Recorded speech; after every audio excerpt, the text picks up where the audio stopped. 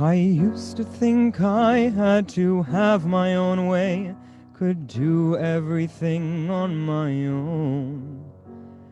Living my life like a one-woman play, feeling confused and alone.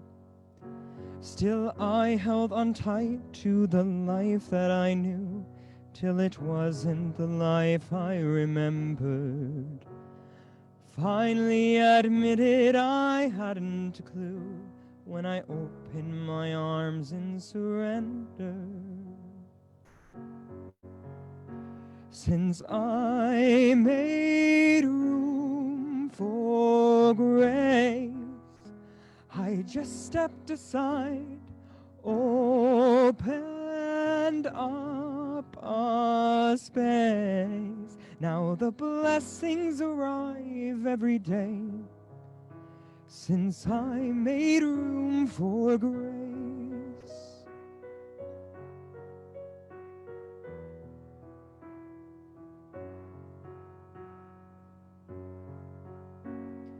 I want to live without making demands, asking for help when I need it, being happy just doing the best that I can.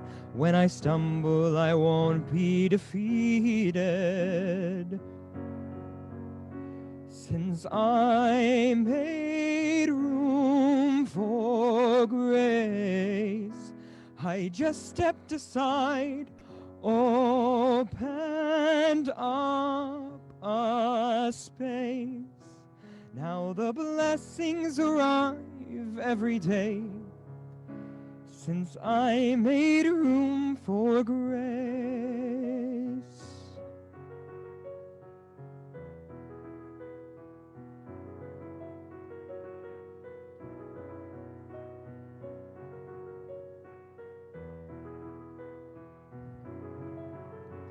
If I had insisted on all that I wanted, I think I sold myself short.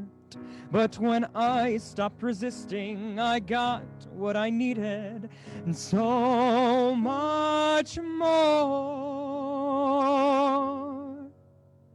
Since I made room for grace, I just stepped aside, opened up a space.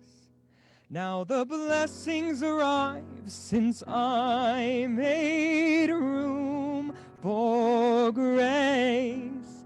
I just stepped aside, opened up a space. Now the blessings arrive every day, since I made room for grace. Since I made room for grace.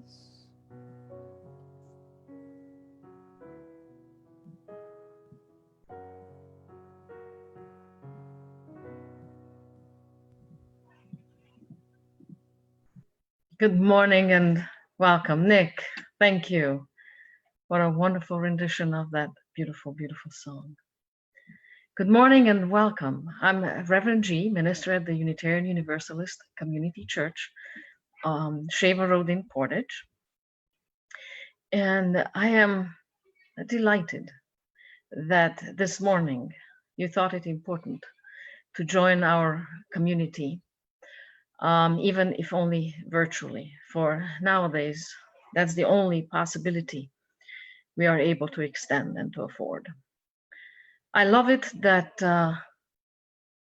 you chose to spend time, heart, and energy with people who focus not on differences, but are consumed and joined together by their honest search for truth and finding common ground. People who are not invested and nearly as interested in competition as are in collaboration.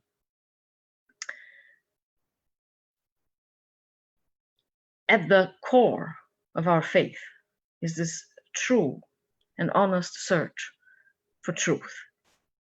And Unitarian Universalists across this country around this time light the symbol of our faith, which is the chalice. For this light symbolizes the eternal truth that we are in search for. So will you please say the words with me as we join into this beautiful ritual of lighting the chalice across this country. All Unitarian Universalists do it. And will you say the words with me if you can? In the light of truth and the warmth of love, we gather to seek, to sustain, and to share. Our chalice is lit.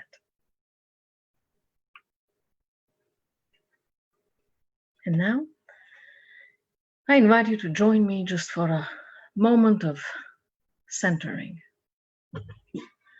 I invite you to find a comfortable position in your seat. Close your eyes if it is yours to do it. Take a deep breath.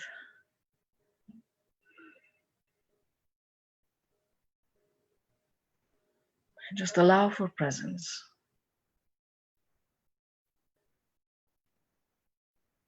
Presence in this now moment.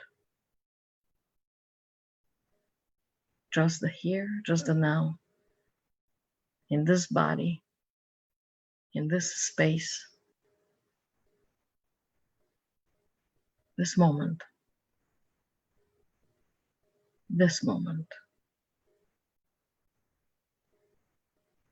this moment, centered in nothing but beingness.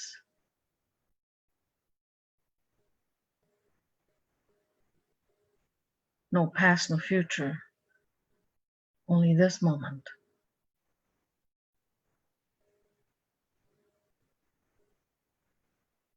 Just a presence without boundaries. This piece of life, this piece of beingness in this moment, sustained completely by the breath, safe,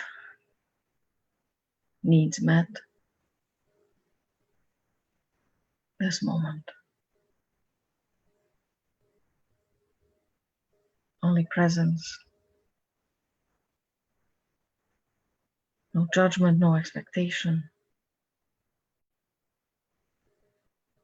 only beingness.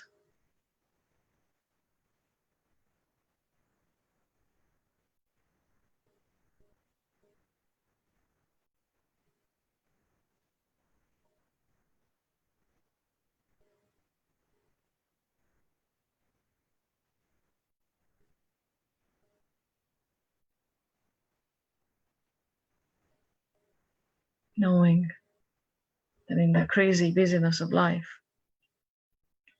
the loneliness of life, the joy, the pain, the suffering, in any moment, we can choose to slow down, take a deep breath, and focus on presence, on beingness. No identification. None. No good, no bad. No male, no female. No old, no young. No black, white, red, yellow.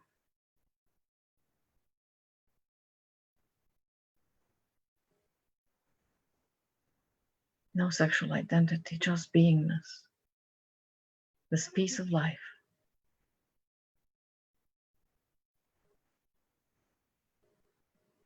And for that, together we say,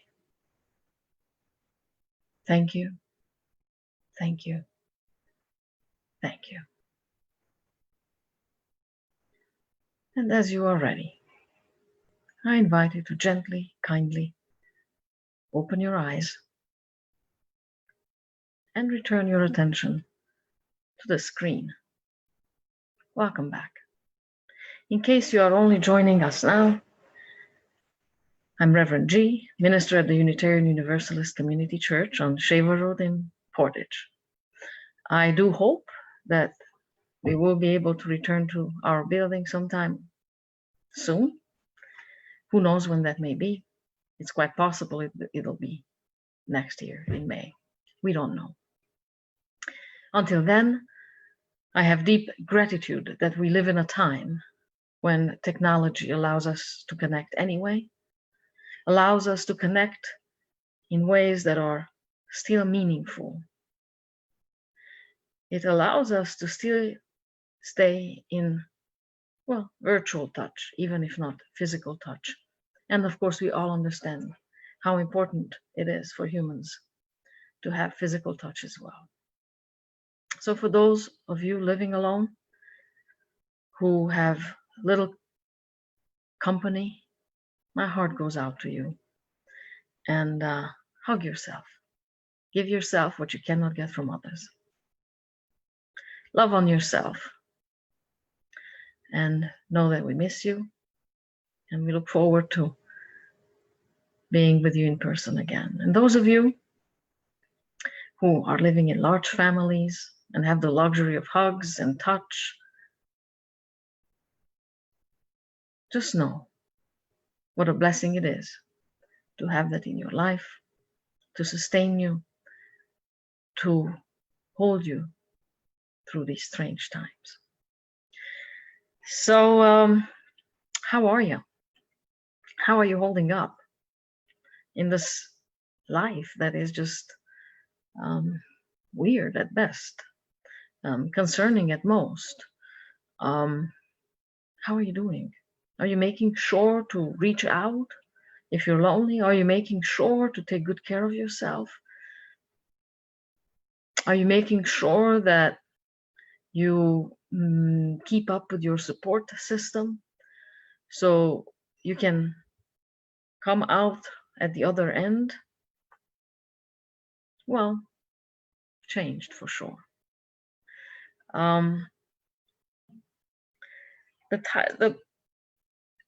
At the beginning of this year, a group of us at the church got together and we brainstormed about what should be the overarching theme of our church year. And after running through some brainstorming and many ideas, we landed on revolution, and we all resonated with that. And that's the big umbrella, the big overarching theme. And under this theme, we also picked 12 different themes, one for each month, obviously. And for August, that sub-theme is preparation. For, obviously, to start any change, you have to prepare. And then I was thinking, what does it require to engage change, to even be willing to prepare? And I thought it's a willingness. So I looked up the definition of willingness online, of course. I chose two definitions. One is the quality or state of being. Let me repeat this. The quality or state of being prepared to do something. It's a readiness. And then the Cambridge Dictionary defines willingness as the quality of being happy to do something if it is needed. Well, I'm thinking that maybe being happy to change is a bit optimistic. I am not sure that every time I came up against the need to change, Um, I was necessarily happy to do it. Sometimes it felt like I was screaming and kicking and yelling and really didn't want to do it. But what happened was staying in the current state became more painful than changing. So I may not have been happy and enthusiastic about it. And it certainly, in my case, and I'm open for that to change. I'm open and willing to learn and change and transform through love.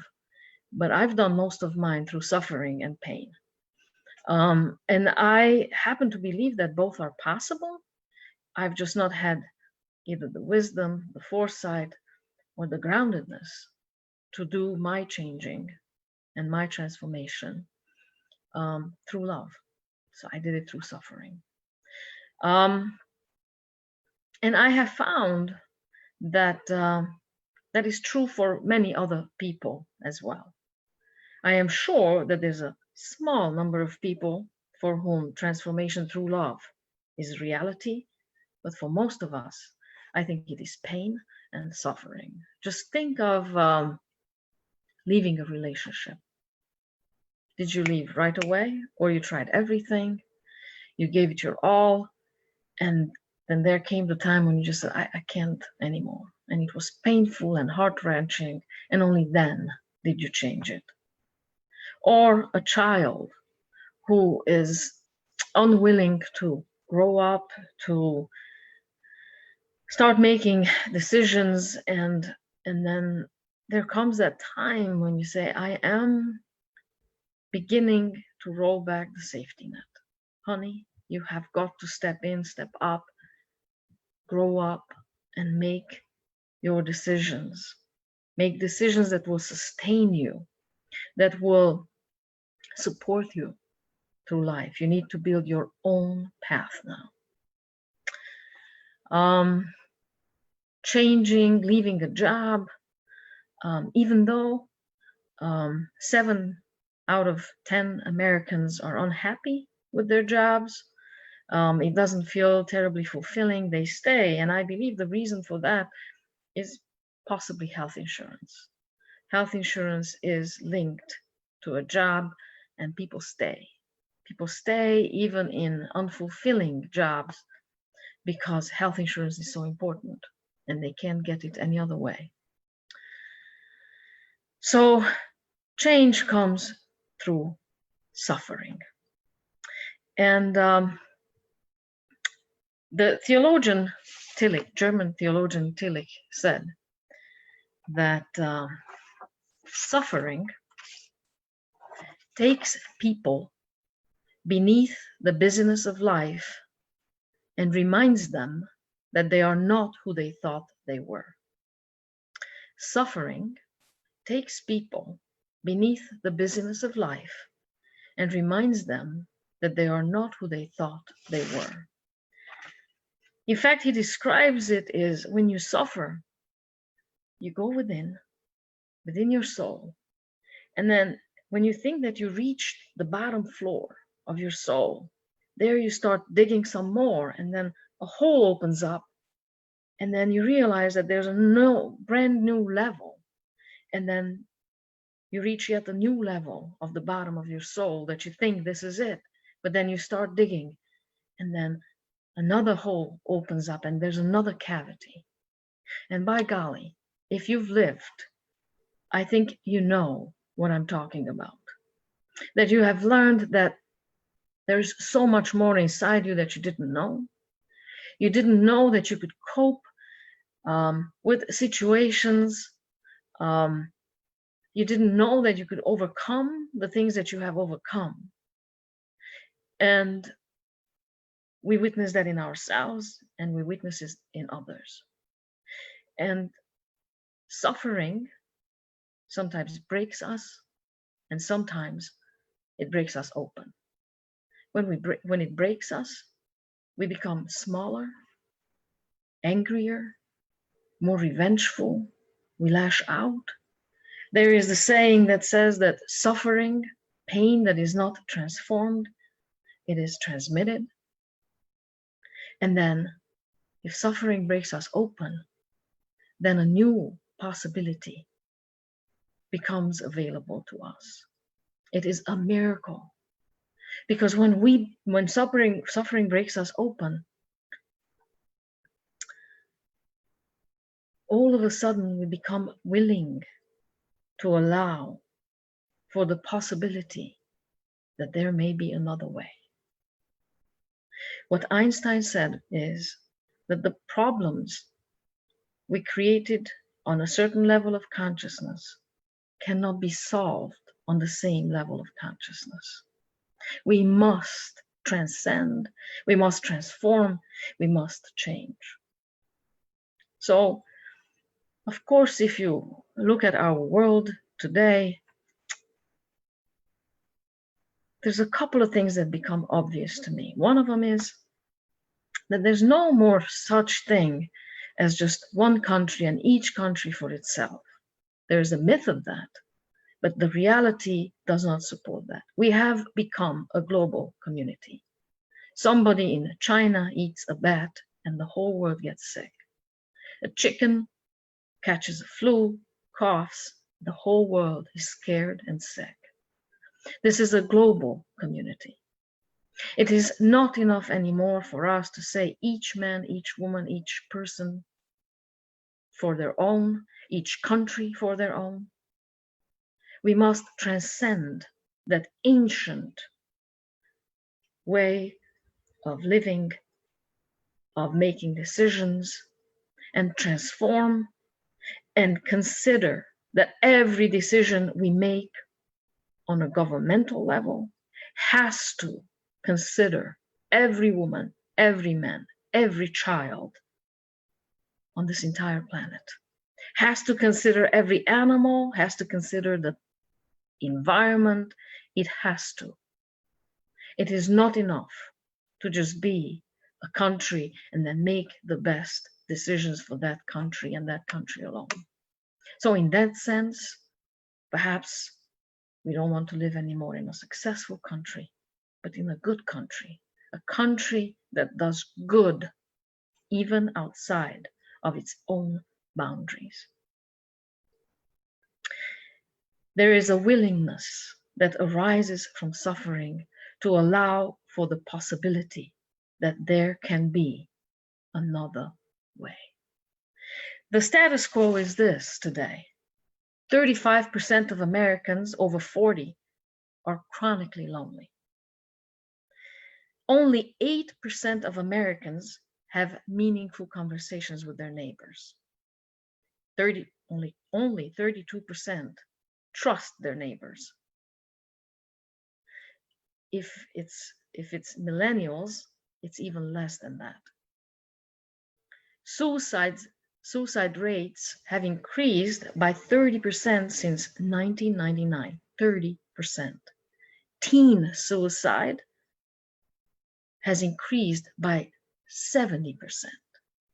People, teens or children, if we have created a world where children are committing suicide, we must pause.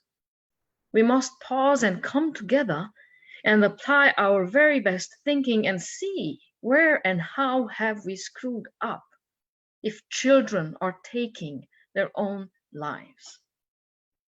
42,000 Americans kill themselves each year. 72,000 die from opioid addictions.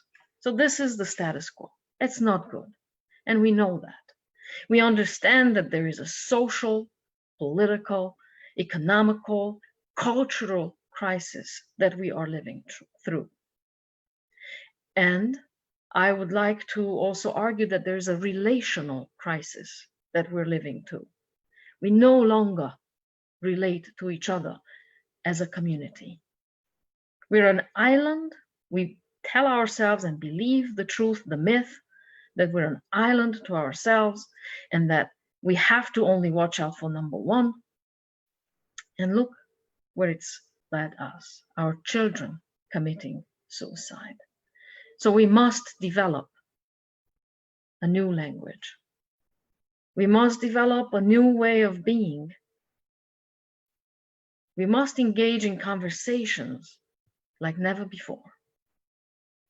We need to be honest, open, willing to engage these conversations, but only if we have suffered enough. And I would like to argue that most of us have suffered enough. We see the cracks in our social, economical fabric. People are in the streets protesting.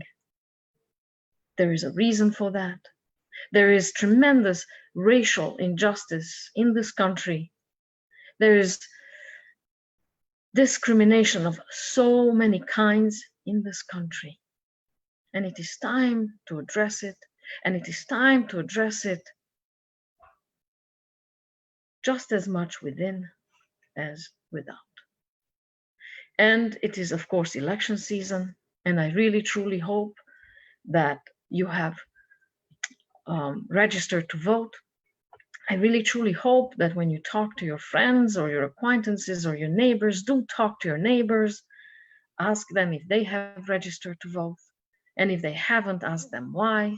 Perhaps you can change their minds to at least vote. And what is required of us is to go within and make sure that we square away this one. This one has to be squared away first, because unless this is squared away, the change we can affect onto the world might just be chaotic. Even more pain and suffering might be unleashed onto this world. But if we do square away, take the time to go within, so as within, so without, then we might just be able to together, not alone, only together now. The era of competition is outdated. And I believe that we as humans must understand that. Competition does not serve us. We need to learn to collaborate. And I believe that if we square this one away, and I'm not talking about, I don't care about the God that you do or don't believe in. None of those belief systems. But might there be a space deep within you where you go, where everything falls away, the color of your skin, your gender, your age, your health condition, everything falls away, and you are just this piece of beingness.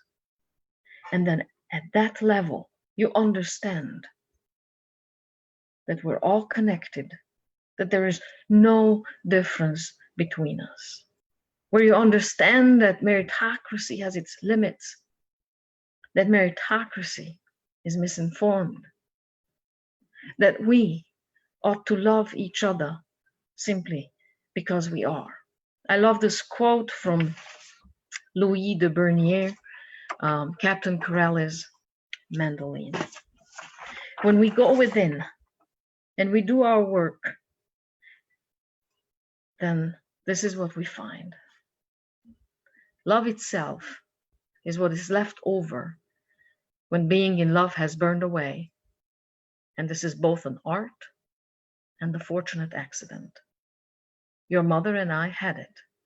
We had roots that grew towards each other underground. And when all the pretty blossoms had fallen from our branches, we found that we were one tree and not two. And that is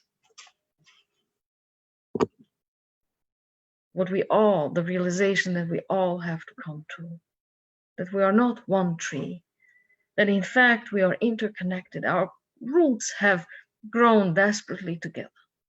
There is no such thing as me and you. I can only be healthy if you are. I can only be happy if you are. We all matter. We all impact each other in ways big and small. And so a change must come, and it begins with willingness. It begins with willingness, and it comes out of sometimes, most often in my experience, suffering, willingness to say enough. It's enough, and I am willing to do what it takes. If it takes me marching, that's what I need to do. If it takes me putting my body between the armed police and black protesters, then that's what I must do. If it takes me interrupting a conversation that is racially toxic, then that's what I must do. And if it means me going deep within to square away my own messed up thinking, then that's what I'm called to do. So a call arises, and we respond with willingness. So the pain that we experience gets transformed and not transmitted. Our work is cut out for ourselves. I have faith in us. I know that we are capable of doing this because, again, in the words of Tillich, we are not who we thought that we were. We are deeper, we are better, we are capable of more loving. In fact, it is what our hearts desire. Reality is, we want nothing more than to belong. Even those who spout the most toxic messages from Washington today, deep down there, they want to be loved, accepted. That's all that we want. And we want to approach it from a place of being broken open, and not just broken. Broken open to the possibility that there can be another way. And that we have to transcend our current level of consciousness to solve the problem that we have created on this level of consciousness. It is possible, and it will require us going within, and it will require us collaborating. So consider voting in November. Look at all the candidates and give your vote to the ones who are willing to collaborate, who are willing to look at the world, who are willing to make decisions that are good for the entire world, the environment, for all men, women, and children, animals and planet and environment, because we are interconnected. Competition is not the way of the future. I believe collaboration is. So here's to us. Here's to collaborating. Here's to finding a way, a new way of love, of kindness, compassion, and connection. And so it is. Thank you once again for joining us. And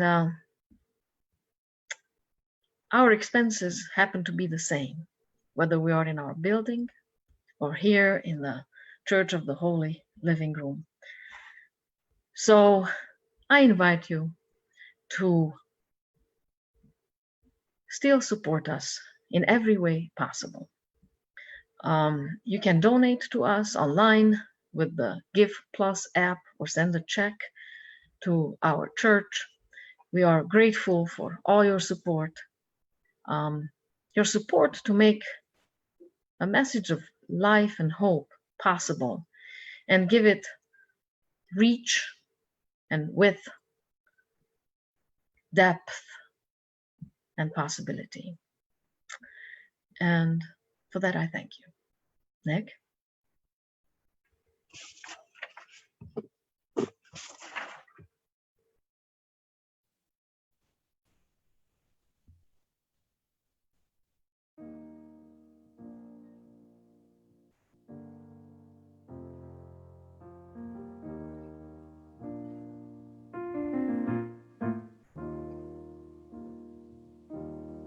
Man, it hurts sometimes to live this life. Some days I'd rather just run and hide. Maybe then the pain would hide as well. Maybe then I could protect myself. But who's gonna win? Is that really living? Oh, I wish I didn't know that the answer was no, nobody would win. 'Cause I could close my eyes and pretend I don't see. I could close my mind and pretend that I'm free. But my soul knows the truth. Life means stepping back in. I'm gonna open my heart again.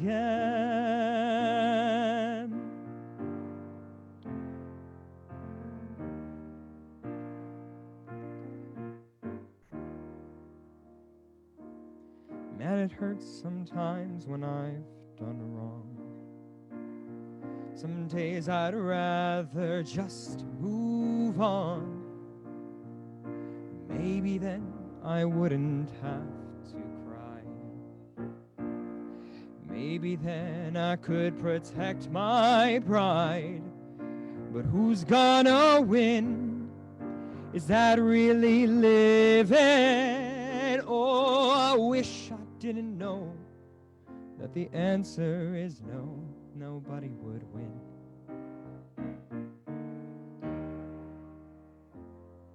'Cause I could close my eyes and pretend I don't see. I could close my mind and pretend that I'm free. But my soul knows the truth. Life means stepping back in. I'm gonna open my heart. I could close my eyes and pretend I don't see. I could close my mind and pretend that I'm free. But my soul knows the truth, that life means stepping back in. I'm gonna open my heart again.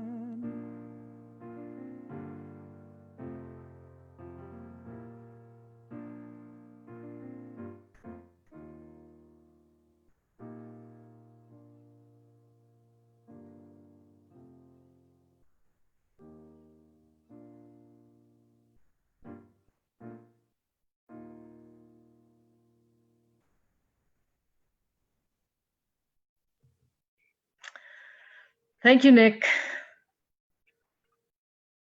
Thank you for picking always just the right song with the right message. Grateful for you. And so we have come to that part of our service where we extinguish this chalice, the symbol of our faith, the light which symbolizes truth, which reminds us that that's what we are in search of. So will you say the words with me? We extinguish this flame, but not the light of truth, the warmth of community, or the fire of commitment. These we carry in our hearts until we are together again.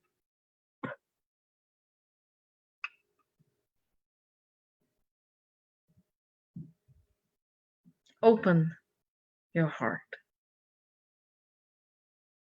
Seek the way of truth, the way of love, the way of collaboration, the possibility of life with dignity for all. You are the hope you've been waiting for. And so it is.